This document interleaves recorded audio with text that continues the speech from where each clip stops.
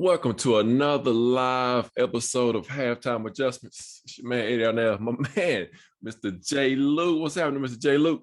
What's going on, Ed? How you doing, cuz? Man, another exciting football game. G. Witt's going to join us in a minute. But J. Luke, man, I don't know about you, but my heart was pounding in that game last night. Yeah, my voice is a little raspy today, as you can tell. I got the pleasure of being there live in the game, and tell the two halves. That first half, you're like, oh God, we finna get ran out of the building. And then they had halftime adjustments, pun intended. That's right. It came back, and I mean they played some good Titan football, but overall, man, you just got a little atmosphere that was in Nissan Stadium last night.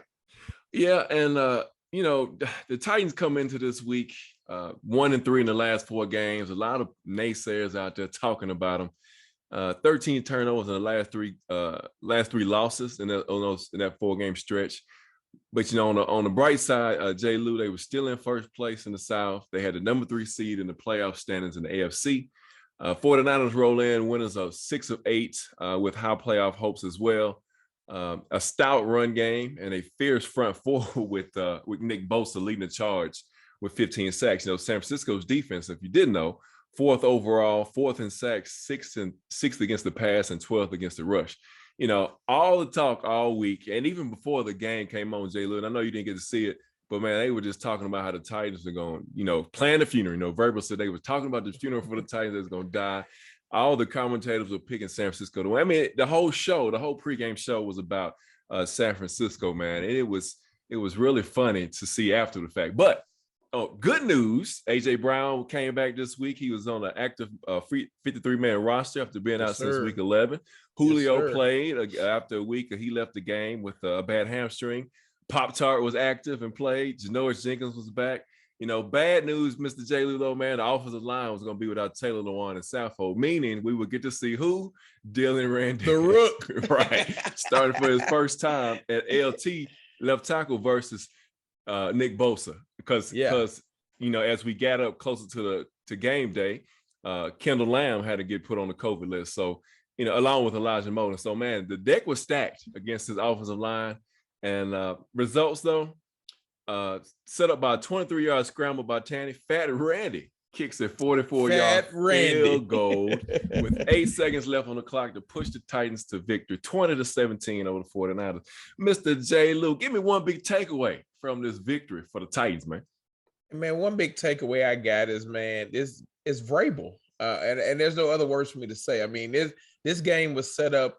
You go back to 2018 when that ragtag bunch he put out there beat the Houston Texans. Right. I mean, Vrabel, every time this team's back is against the wall, he finds a way to get this team up and get them ready to go. So I mean, that's just a testament to him as an overall head coach. I mean, I think we've talked about it on the show. I know me and you talked about it on the Midweek Heat. Mm-hmm. He's a great head coach. He's a terrible coordinator, but great head coach. So I think that's one big takeaway.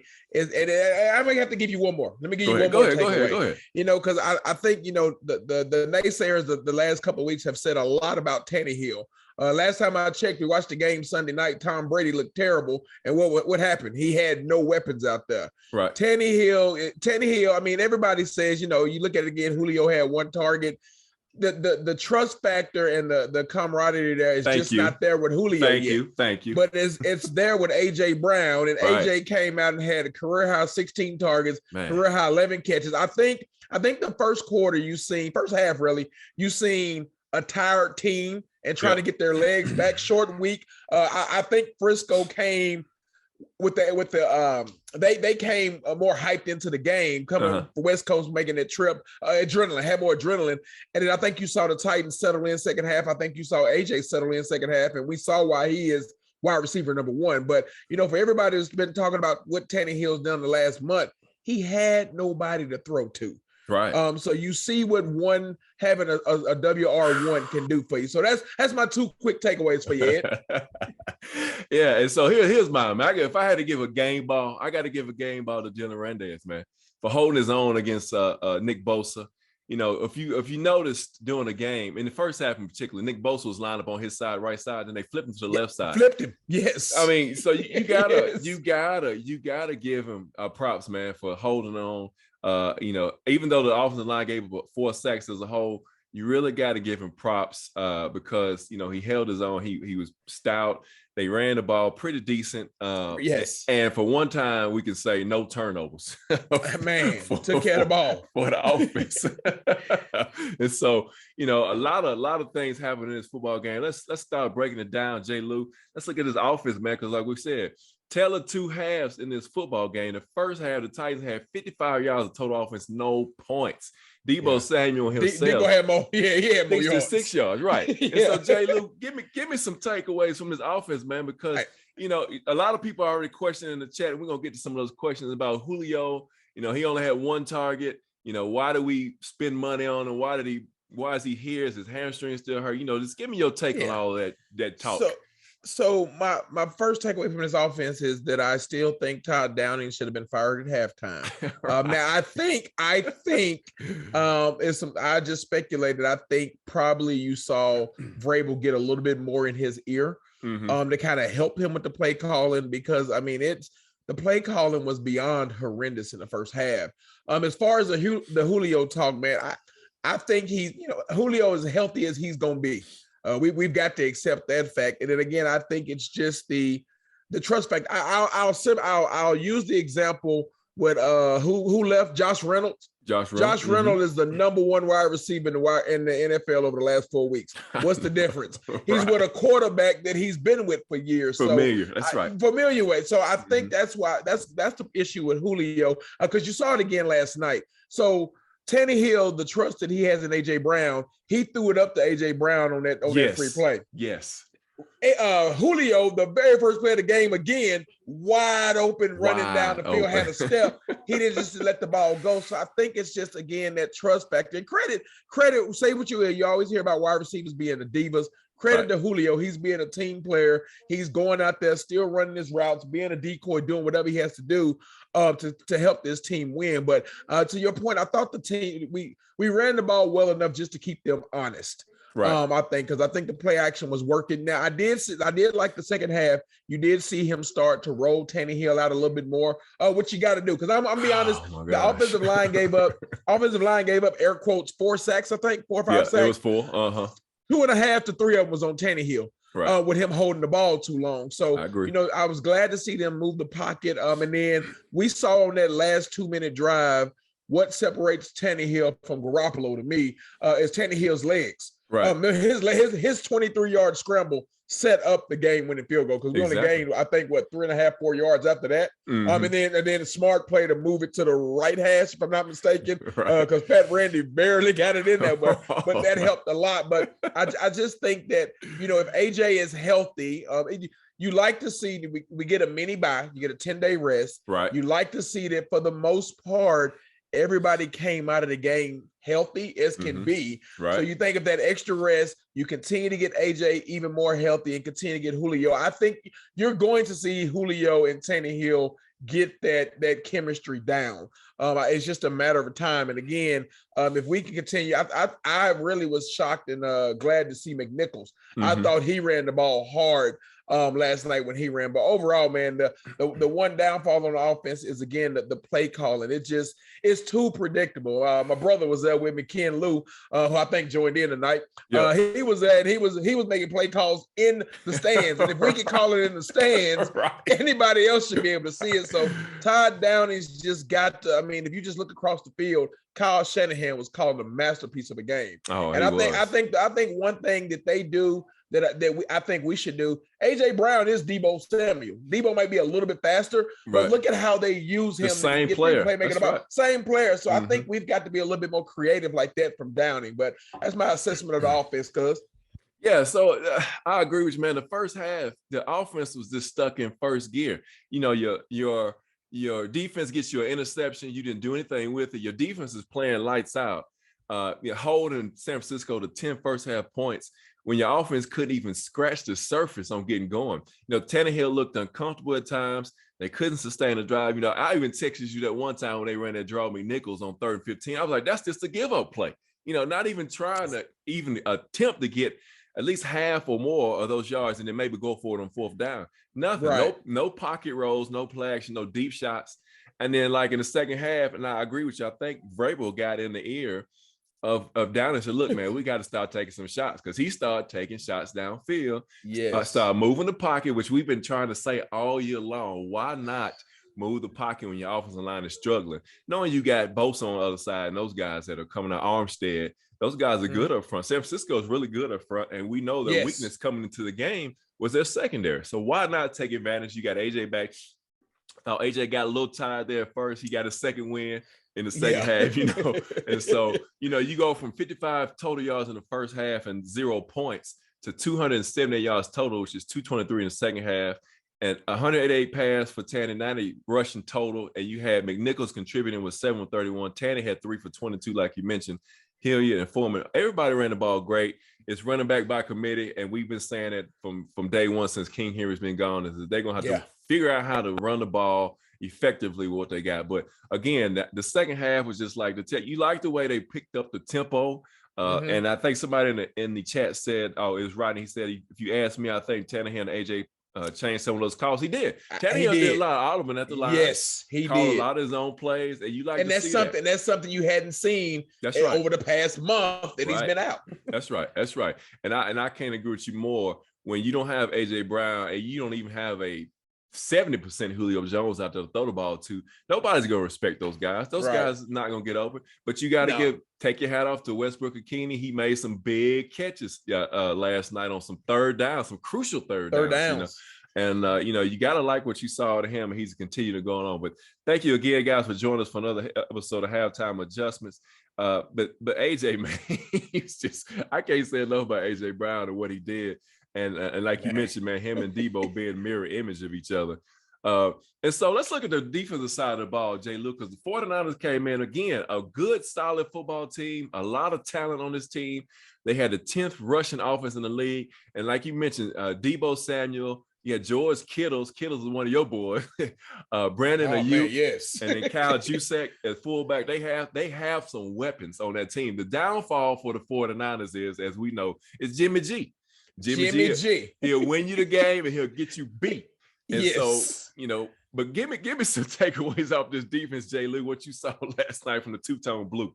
Well, first of all, again, I think we saw real life on how an NFL player can get himself out of a terrible situation. Because as I'm watching the game last night, I don't know how Zach Cunningham passed 25 other teams to clear waivers to join our team. My goodness. Because he was all over the field. Yes, he's getting even better. Yep. He was all over the field. I think he brings more the physicality to more comfort and brings the physicality. I think this was one of Bud Dupree's best games he played. The stats really don't show a lot. Yes, sir. But if you really just go back and watch the film, this was one of Bud's better games. And what's the difference? He's coming up on, he should have passed now 12 months that he's had the ACL tear. So he's coming up on that year. So it takes a year. And he's getting a little bit of acceleration back. Big Jeff did Big Jeff things. I saw him yet again have another offensive lineman in the backfield. And again, your boy, Danico, again, they just, when you allow the defense, as we talked about when we saw him on that 6-game win streak, you allow them to play in their positions and be comfortable. My guy Pop Tart was back. Making plays. Yes, sir. And again, my game ball, you gave a game ball to the rookie. Yeah. I'm giving a game ball to, he's still going to be Janoris, but Janoris Jenkins. Yeah. Janoris Jenkins, and I know Hooker had an interception. Janoris Jenkins' interception is a play of the game. It was. If we go down 14-0, this might be a different outcome. So that was a real big play in the game at that time. And Jack Rabbit, again, he had good coverage. That was great coverage. Being Garoppolo, great coverage on that. But I think now I will say that we're going to have to figure out if Jack Rabbit and Fulton have the same cleats, because Fulton does a lot of slipping Right, on that field last night. did. But I think overall, man, I thought you saw some now we struggled tackling. Debo's just a hard guy to bring down. Right. So I think we were struggling on some tackling, but overall, again, we continue to see the same thing you saw last week at Pittsburgh, and that was just pursuit to the ball and speed to the ball. Everybody was running to the ball to make tackles, but I think Bowman has finally really settled in. We said it after the bye week. Some of the play calling. Now, I didn't like we lost contain on the 96-yard drive they had down to score. That happens, but you have to take your hats off to the defense.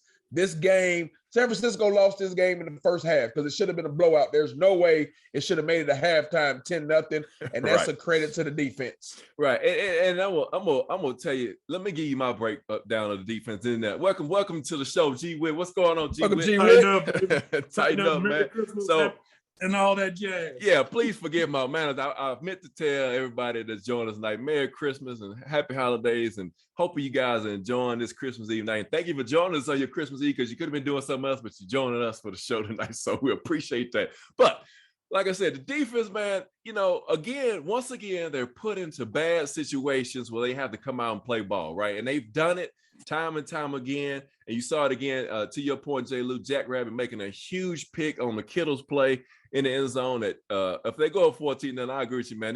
We might be saying a different story today. Here's one thing I got against the defense, though. Bowen getting too conservative by keeping the 4-man rush. Yes. So everybody knows, if you watch 49ers, you watch football, I don't know, Jimmy G will beat you and he will get you beat, because he will throw you the ball really quick. And so why let him sit in the pocket all day and not rush more than 4? I'm telling you, like we said last week, the offensive linemen are not slow. They are pretty smart. They know that twist is coming. They're going to pick it. They're waiting on it. Bud Dupree, when he broke through the line at one time, he just broke through and got the sack because he beat the double team, right? And so he's got to get better on that. Also, we texted back and forth between the game, and they had the DB so far off, and they were running those toss sweeps and those plays to the outside, and they were just cracking back on the outside linebacker. Back. Killing. I was like, man, why don't they just press the corners up to help contain the outside? Yes. I mean, that's not a genius thing to figure out, man. I mean, come on. So, one thing, like I said, that's the thing I got against Bowen, is too much time for Jimmy G, not really putting his corners in a position to help on the outside run game, which could have been a huge issue going toward the end of the game. Tackling again was kind of hit or miss at some time. To your point, Debo was breaking tackles left and right. Christian Fulton, when you check his cleats, and like you mentioned, Danico, man, quiet as kept. Danico's got 8 sacks on the year. I'm just saying he got 8 sacks on the season. So G Witt, talk to me about this defense, man. Well, man, sorry I'm late to the show and everything, but that's okay. With the defense, man, I agree with you totally. They definitely kept us in the game. That interception by Jack Rabbit was huge, because I was saying if they go up 14-0, we're done. There's no way we're going to catch up. But that interception, I would say that interception from a momentum standpoint helped the defense out a lot, because they really went into shutdown mode. All of a sudden, you saw the tackling get better. The running back wasn't slipping the tackles, the first hit or whatever the case may be. So I thought that was good. And again, I thought the second half, they did a great job. I agree with you. Christian Fulton's got to check his cleats. He's obviously borrowed them from Jack Rabbit, because, I mean, he was slipping all over the place. And I'm like, dude, but I would say this, though. In all honesty, I thought the defensive line played a great game. Jeffrey Simmons balled out as usual. I thought he went back and looked at it. He's the one that really affected that pass that Amani Hooker ended up intercepting, because he got his hands up in front of Jimmy G, and they kind of made him throw the ball in the count. He lost control of the ball, so that's why it floated the way it did. But I will say this again, the defense did their job. I'm going to be honest with you. I've been saying it. The defense scored because on that Amani Hooker interception, they got him inside the 20. And you saw what happened. All of a sudden they got aggressive, started playing. I mean, he tried to get cute one time with that fade pass to A.J. Brown in the end zone. But overall, I thought the defense did good. Yeah. I thought the defense did a great job playing. I thought Zach Cunningham once again showed up strong. So did Rashad Evans. Actually, except for that dumb penalty he got, I thought Jayon Brown played pretty good as well. But let's just be honest about it. My man, Dane Cruikshank, man. Oh yeah, Dane Cruikshank. Yeah. Hey man. Hey, I was about to bring that up, man. He held Kittles to what? 2 catches? Locked him Two down. catches. 2 for 21. 2 for 21. As I saw somebody post on Facebook, he said the tight ends they're getting shanked, man. Yeah, but check this out. He's doing it. He shut down Travis Kelce and he shut down George Kittle. And so you got to give him his props, man. I mean, go ahead, man. I was gonna say, yeah. Can y'all hear me? Yeah. I was gonna say that Vrabel pulled a Belichickian move. He double teamed Kittle some and took him away. Yes, he said so. Yeah, we're not gonna let Debo and Kittles beat us. We're gonna take one of them away, and they did that. And so that was great. To your point, that was great. But and I'm gonna say this as far as the coaches are concerned, man. I thought my hats off to him, man. It was definitely a game with the tale of two halves. Mm-hmm. And I thought they made some good adjustments at halftime, both on the offensive side of the ball and the defensive side of the ball. Once Bowen got his lineup corrected, again, with keeping a nickel back, you're going to keep, like you said, you're going to double them with a corner or a safety. You're going to let Cruikshank take them one-on-one.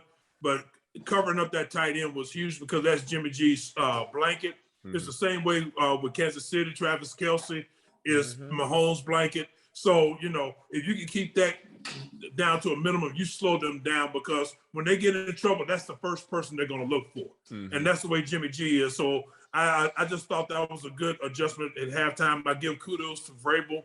He got involved in both phases of the game, the offense and the defense. He started off with the special teams. So, I just had to give him his credit. Yeah, he went Belichickian on us. He got involved with all three phases of the game.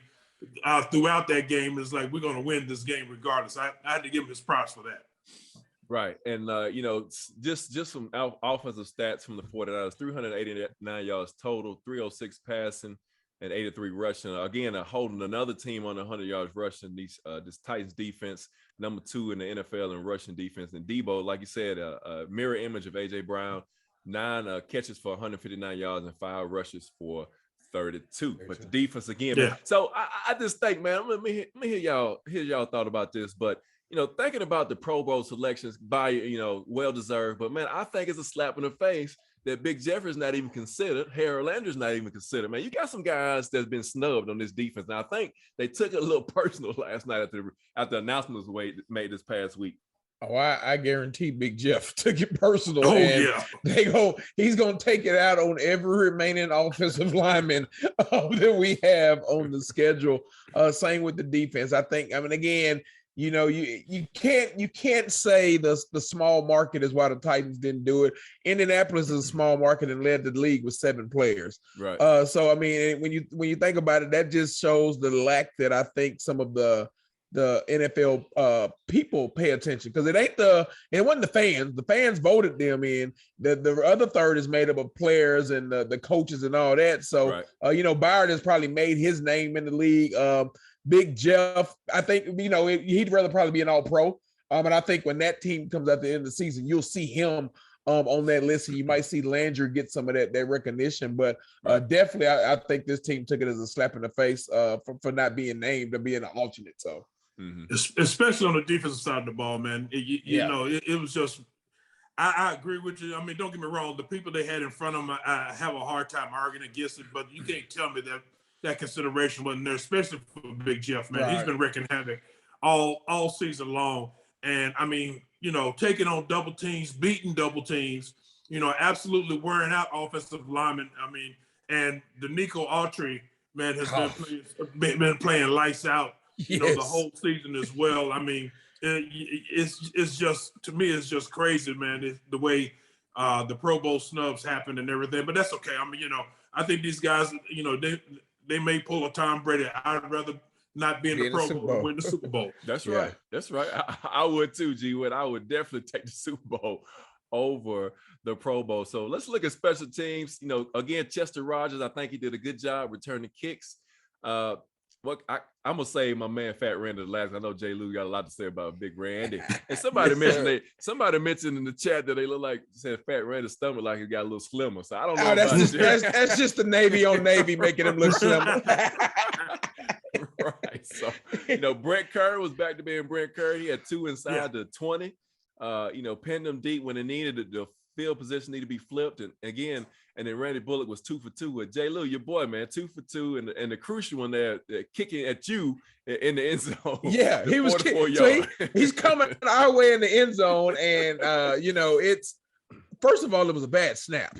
If you go back and look at it, it took the way that Brett Kern put it down. You're glad to see him get it down. It felt a little rush. And then I didn't realize how close it was to miss it until I saw it on TV. Yeah, it was close. Because you couldn't tell inside. Was watching the TV replay and watching the replay. It barely got in there. But again, I think that's heads up on Tannehill. Probably knew that he wanted it on that left hash, right hash, I think. Moving it to the right hash. I will tell you the one thing that I think special teams had one blunder on that I just don't agree with. 4 seconds left in the game, I would have squib kicked it.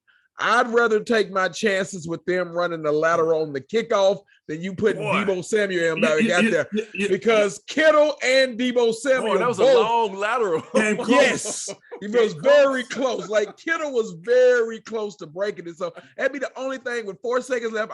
Even if you squib it, it goes to 3, maybe 2, and then you got a chance where you get a little bit better play. But that was the only thing. But I think special teams coverage was a lot better this week than it was last week. I think Racy McMath, he was back to being the gunner that we've been used to seeing. He was doing a great job. Him and Crusack, they were doing a good job on that. And again, we found us a return guy. Kickoff and punt return. Chester Rogers is not afraid, and he's hitting the holes correctly. So I think overall, special teams again played its role last night. Yeah, I agree with you totally, man. I thought Chester Rogers did a great job returning kicks. The only thing that really frustrated me about it was the fact that he did a good job returning kicks and the offense didn't do anything with the field position. I thought Brett Kern he was back being to Brett Kern that we knew. He definitely was kicking well, and I thought Fat Randy did his job. On the squib kick, man, I'm debating between the two because I think, because I was up there and I was in the stand. I was like, you squib it, make them to use the clock and everything. And I'm just going to say this because I'm just trying to think like they would be thinking. They're probably thinking because the way San Francisco is and with their defense playing like it was going to be better for them if they let them play hot potato with the football with the regular defense out there as opposed to special team because the bottom line is special teams could get swept to one side and then all of a sudden you're trying to catch up. Whereas with the regular defense, you're kind of covering the whole field and everybody's there. That's the only reason I can think of why you didn't squib. Now, I'm just going to say that. I'm with you. I would have squibbed it, but that was the only reason I could think of why they did not squib it. He kicked it out of the end zone, and I was like, man, I wish you had squibbed it. But, because that hot potato drill they had going on, man. Woo. That was a good one. That was a good one. It was a good one. That was a good one. It was good when it took getting to the last man who had nobody else behind him. Right. Yeah. That was tackle. I was like, because I thought Kittle hadn't broke through, man. Yes. He did. He almost did. And he had the angle. Like whoever closed fast enough saved it because he had an angle when he got past the first one. I was like, oh, he might be gone. Yep. So I was talking to somebody today, and he was like, he said, I said, no, they got in Titans territory with that bad boy, man. They were not joking with that squib, with that hot potato drill, man. It was crazy. But I overall, special teams I thought did good. Let me get some comments in. Thank y'all again for joining us for another episode of Halftime with Justice. A Kanye says, what about the holding penalty that saved Tannehill from getting destroyed? Right. Quisenberry did a great job because he was probably going to get knocked out because he had a bead on it. He didn't even see him coming. You know, he prevents the turnover, number one. Then he prevents the big shot on his quarterback, which, whatever you can do to protect your quarterback, you got to do it, man. That's it. Yes. I have no problem with a holding penalty when you're protecting your quarterback. Those you take. Exactly. Rodney also says, do we think this was a good test if we end up seeing Kansas City in the playoffs, that we know how to beat them? You think it was a good test for the Titans last night, considering they had one of the best tight ends in the game, as we know Kelsey is as well. And so do you think it was a good test for them last night in case, you know, we see Kansas City down the road? Yes two and different no. teams. Yeah, two different teams. Well, it's two different teams because it starts with the quarterback. That's right. We got to play Big that time. quarterback different. Big time. And you know, if we played him again, we held him touchdownless in the game here in Tennessee.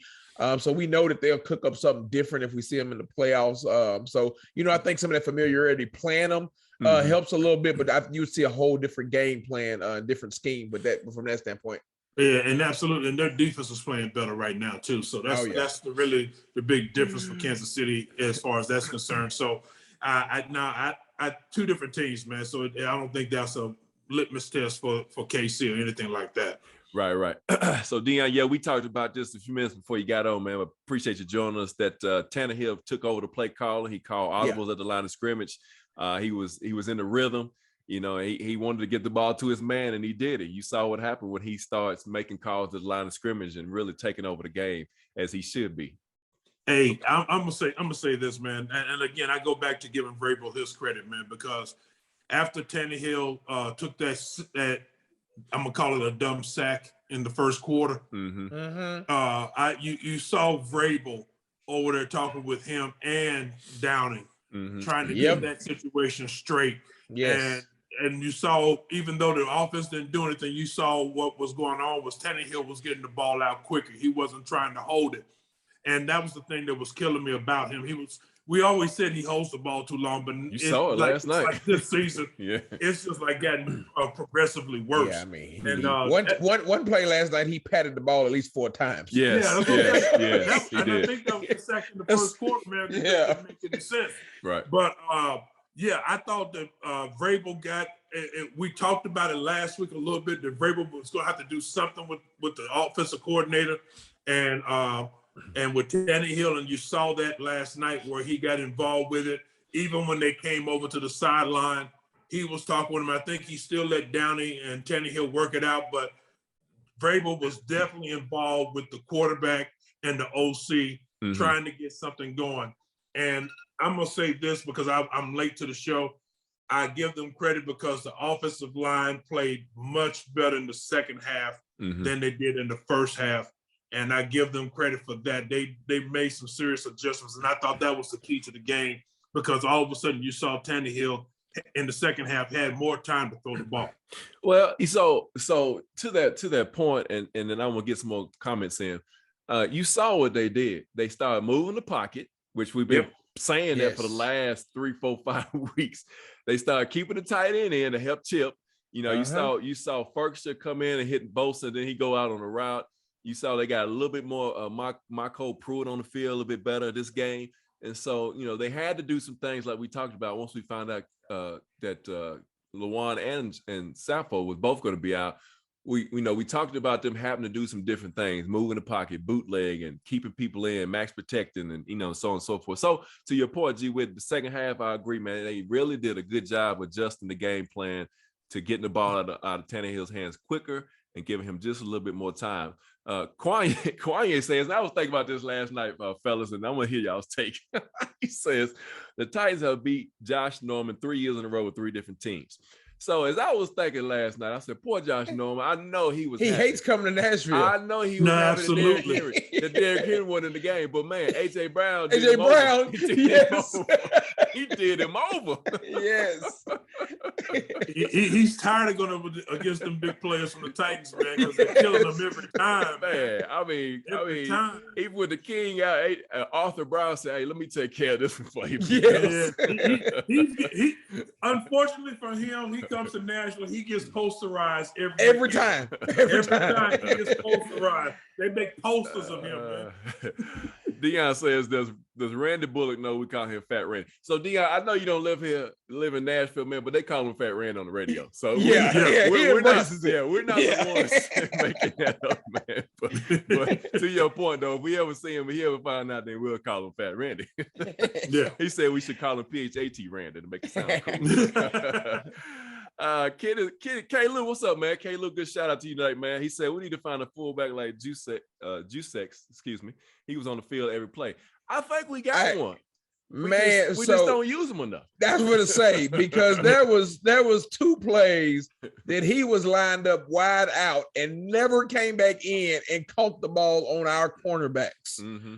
2 plays like this. So you're right. I think we got one in blessing game, and I don't think we use him to that point. But man, credit to that he became Jimmy G's security blanket once he realized he was locked up. Yeah. Frank says he's sorry, but Julio needs more than one target. You know, they paid him $15 million. I agree.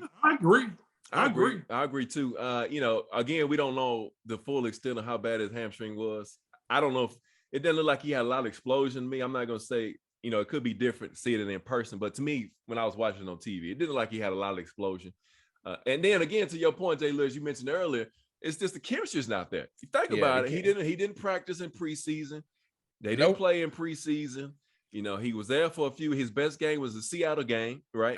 He had a breakout game, and then he started having some issues where he was, being limited in games, and then, he was out. And so I just thought that the chemistry is there. Yeah, and to your point, Jay, look, like you mentioned earlier, I think as we see these next couple games go around and you get into the playoffs, I think you'll see a little bit more Julio coming out, and we'll have that two-head monster receiver. Yeah, because if AJ stays like he is, we continue to feed him and he dominates, then all of a sudden you got teams start rolling coverage that way. I'll point to the team in Arizona. You start to see AJ Green, even now Hopkins is out now, but you started to see AJ Green come along because a lot of teams was rolling coverage towards Hopkins a little more. So as they roll towards AJ, you still don't want to leave Julio one-on-one, because as he proved on that first play, he will still beat your DB every single time. That's right. And that's why I think you will see that come along. I think this is really was this the 4th game they played together all year? I think AJ and Julio, like 4 for 5, maybe somewhere in there. Yeah. So I mean, that's still. I mean, we're on game 16, 15, 16. That's not a lot of games played together to form that chemistry. Like folks think a lot of people you see on the Titans Twitter that we should have paid Corey Davis. And well, get Corey Davis played in the offense for 3 years too. So you got to build that chemistry again. But I'm just a firm believer. I think as we round into January, you'll see Julio that we paid for. Yeah, and I agree with you, because even Tannehill, that was the one comment he made, because people were asking about AJ coming back and being a short week and everything. The first thing he said was like, "We got reps banked up, that we ain't got to worry about." All it took was a couple of throws from him, and all of a sudden, boom. Man. That's it. AJ was his security blanket, like, he was making sure he was going to him. And I think this is going to be I agree with you. I think what you're going to find is that, and I think the coaches, in all honesty, I'm just going to say for myself, just thinking big picture, I think they're smart in the way they did it last night by letting Julio go in and then bringing him out, just getting them into plays, getting them in the offense and everything. Yes. I wish they had targeted him more. I don't disagree with that.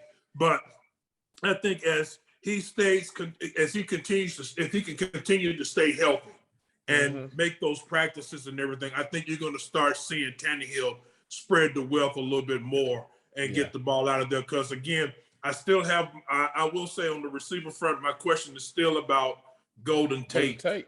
And I'm still curious as to what the deal is with him, because really I just think if you bring him in as your slot receiver, it's going to make the offense that much better. Now you got really what you were trying to get, what you had or were trying to do when you made your run to the AFC Championship game a few years ago.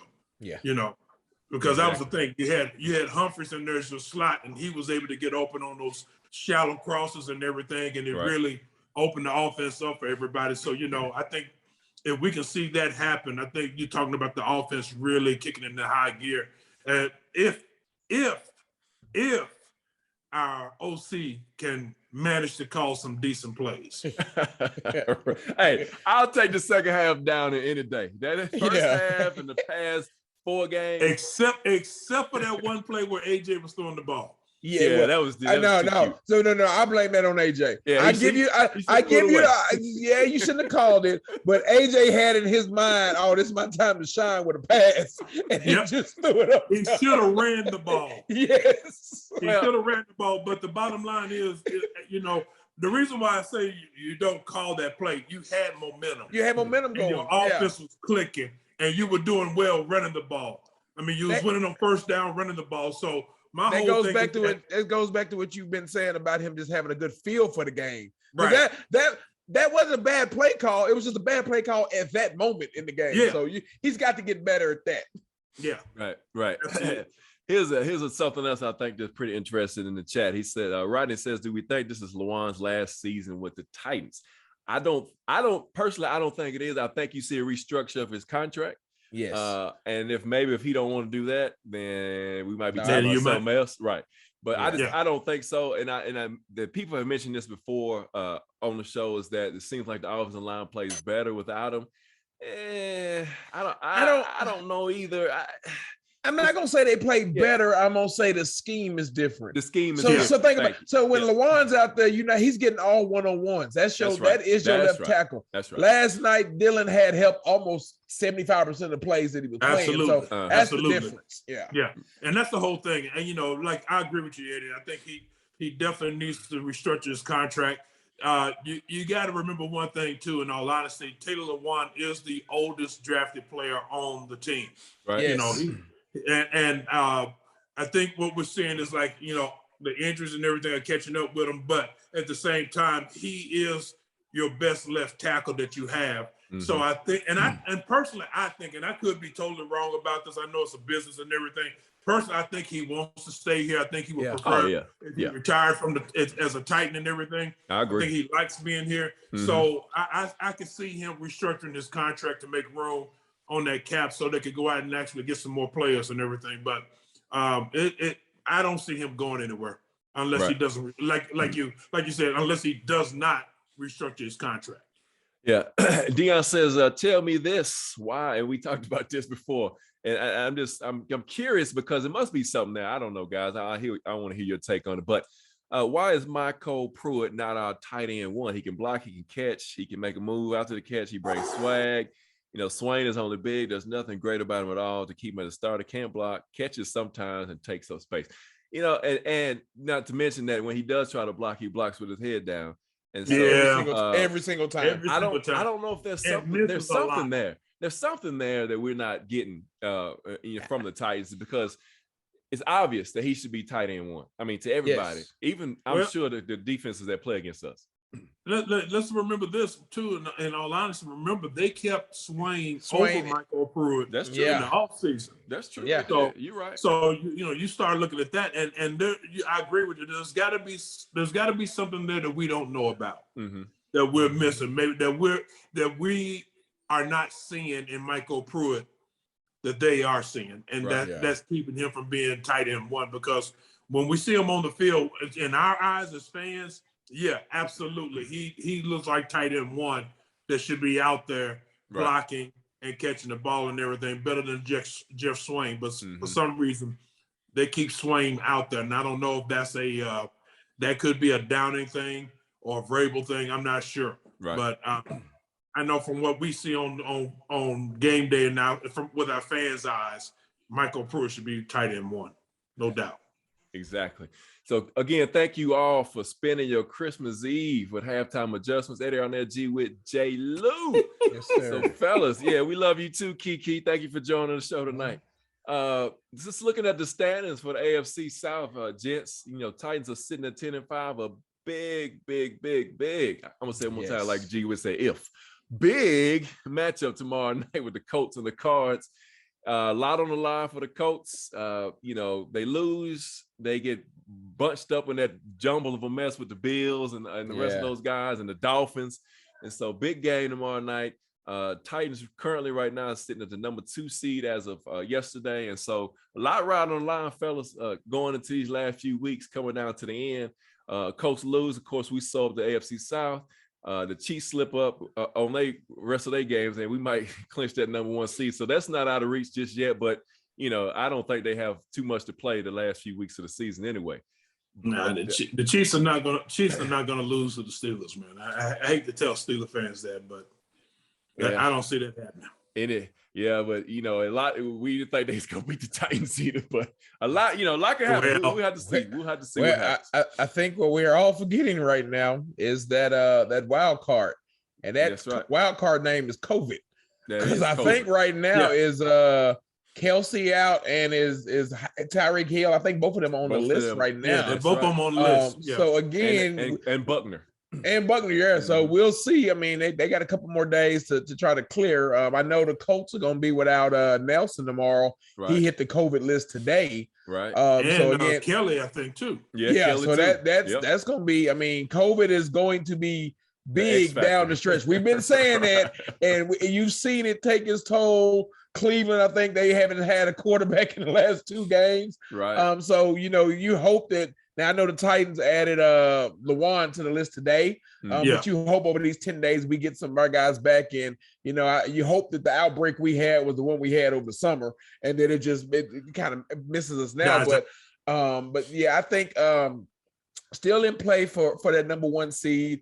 I think number 2 is where we might lock in because I personally think the Bills as long as they don't play in a wind tunnel, I think the Bills give the Patriots a different type game this next time, and we own the tiebreak over the Bills. But a very big game.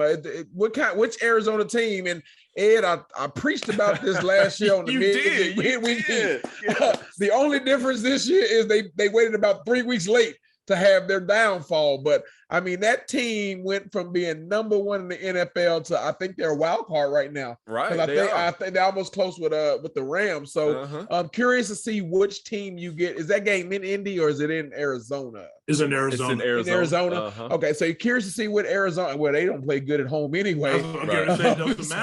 So see which team shows up there. But the Titans did themselves a favor. So now your magic number is 1. That's right. You've got to win a game between Miami or Houston to at least lock up the division. And as Vrabel, I thought he pointed out very good during his press conference today. Yeah, he'll be watching the Colts game, he said, but he said at this point he ain't worried about who loses. He's worried about his team winning the next game. So if you can continue to do what you do, again, I think that number 1 seed would be great to try to help. Matter of fact, gentlemen, I'm going to go ahead and let this out. I think we're in Derrick Henry has been activated, or whatever the IR word is that they use.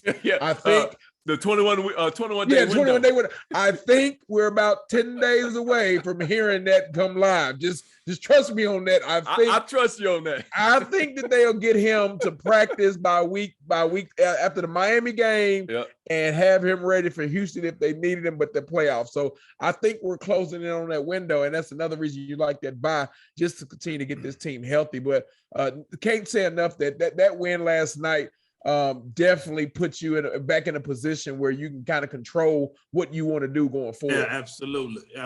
And the thing about it is, and again, with the Colts playing with the defense playing, their defense playing the way they've been playing, it's gonna be. I'm gonna say it's gonna be tough on Arizona. I'm not saying they can't win, but it's gonna be tough on them because they definitely have not been the same offensively since D-Hop went out. Yeah. That's just the bottom line. But again, I'm with Vrabel. You watch the game. You want to see him lose. Yeah, absolutely. I never want to see the Colts win. I'm not gonna lie. That's I'm just saying. But the bottom line is, we control our own destiny. Yes, sir. If we win, like you said, J. Lou, 1 win and we got the division. Yep. And that's the main thing about the win last night is that it put us in position to where all we need is our magic number is 1. Either or. Yes. between the next two games, either or. So, I think that's important for us. And I think that, again, if we manage somehow by the grace of God to get the number 1 seed, I think that's all the better.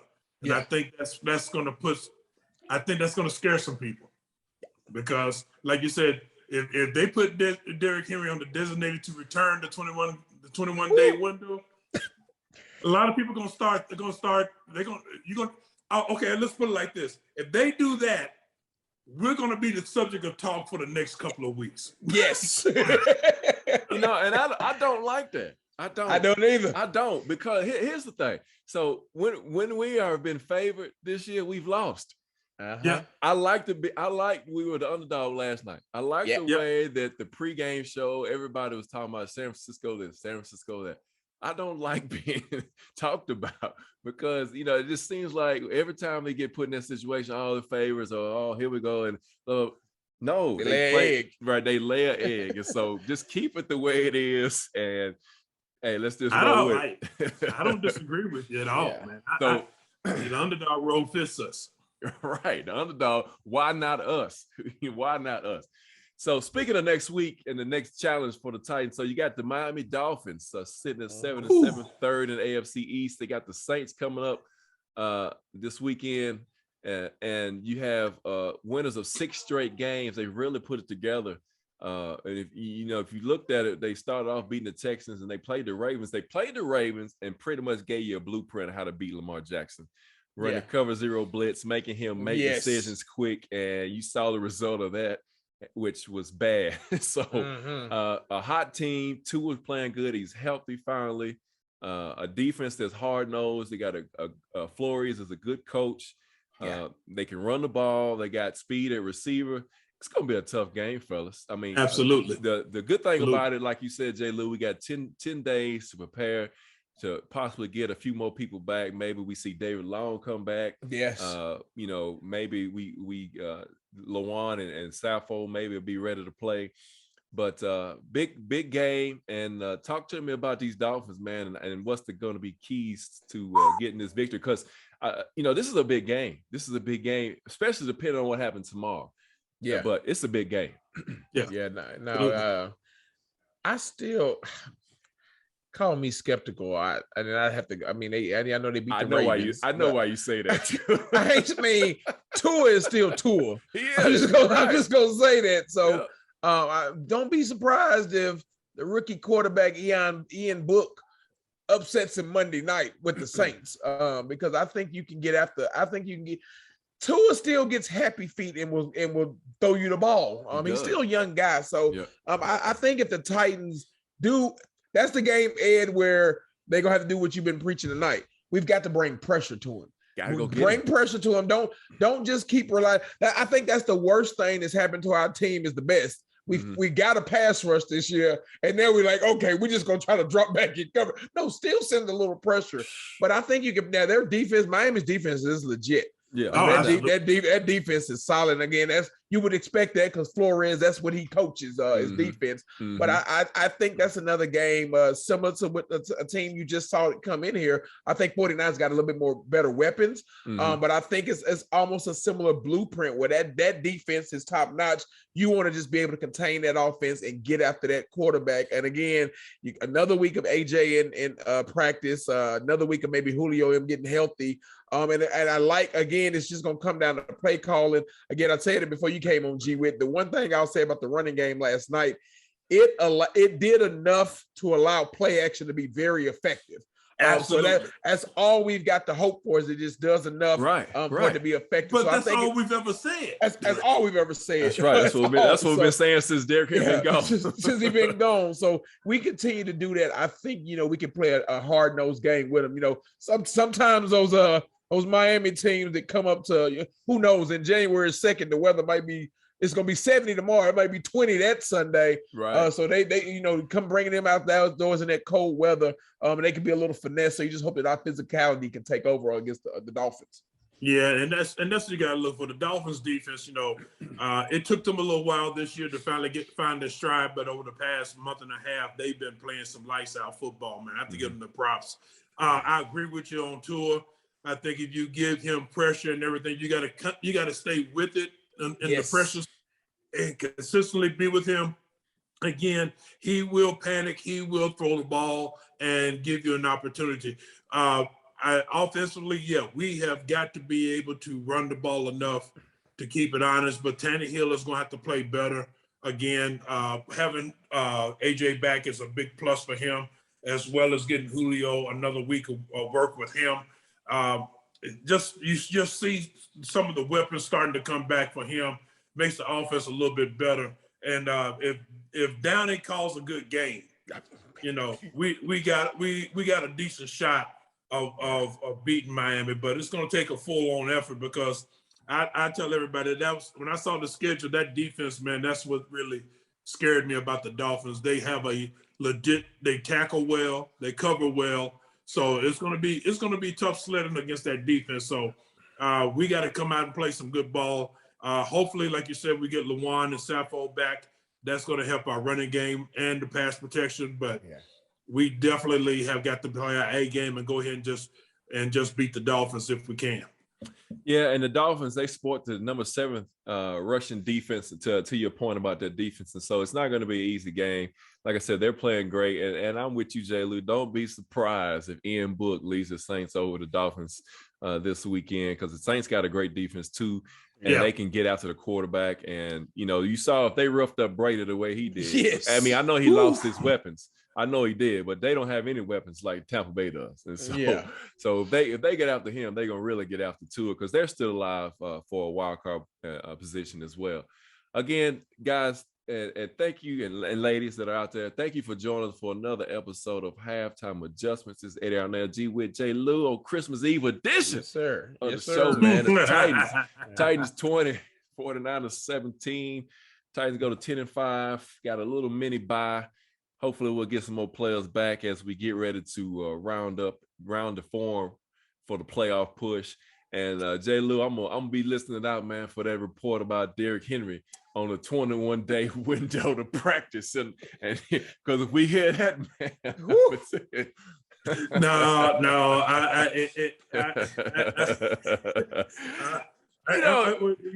you don't want anybody to talk about it, Vrabel might just need to just wait and just say, like, we're taking them off our and we're putting them. Now, you know one thing. Man, so hold on. So you know one thing. If they do that, man, everything is going to blow up. I know, but see, one thing, though, one thing since J. Lou has been on this show, he hasn't been wrong about any of his stuff. This is true. And I know he got a source. I know his source, and his source has been right on every time. And so but that's good for us, because everybody gets the news here first. So you know what I mean?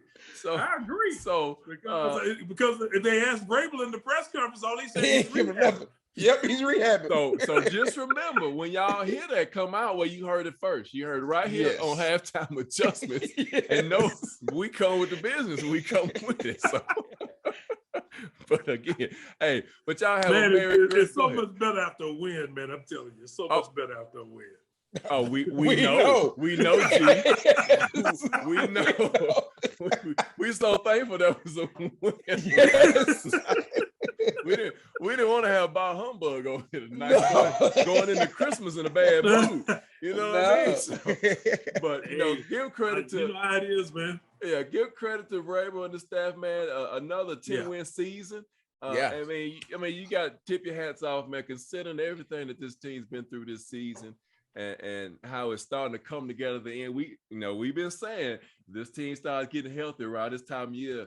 Watch out. I mean, even as much as I hate to hear the commentary that happens, they even saying last night, man, can you imagine this team? They get Julio healthy, and if Derrick Henry comes back and his defense is playing the way it is, man, this team's gonna be scary to play. And that's true. But again, we'll see. We'll see what happens, man. Let's just beat the Dolphins. That's all I'm saying. That's us. Yes. That's it. That's focus on the Dolphins, and then we'll worry about everything else after that. But again, thank y'all for joining us for another episode of Halftime Adjustments. It's Christmas Eve edition. G with J. Lou. I'm out there, man. We are out of here. We'll see y'all next weekend after that Miami Dolphins game. We're out of here, man. Peace. Peace.